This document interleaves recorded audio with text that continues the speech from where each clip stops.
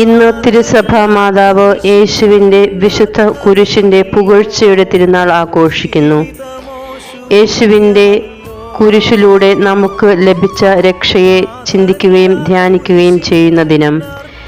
യേശു നമുക്ക് നൽകുന്ന ത്യാഗങ്ങൾ, കുരിശുകൾ, വേദനകൾ ഇവയൊക്കെ നമുക്ക് സഹിക്കുവാൻ പറ്റുന്നതാണ് എന്ന ബോധ്യത്തോടെ ദൈവത്തിൻ്റെ കുരിശോടുകൂടി ചേർത്ത് വച്ച് സഹിക്കുവാൻ നമുക്കും സാധിക്കട്ടെ.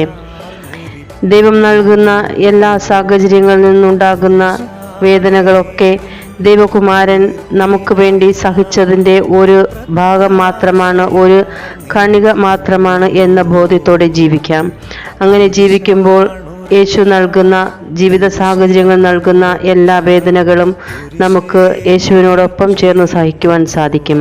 ഇതിനുള്ള കൃപയ്ക്കായി നമുക്ക് പ്രാർത്ഥിക്കാം. ദൈവം നമ്മെ സമർത്ഥമായി അനുഗ്രഹിക്കട്ടെ.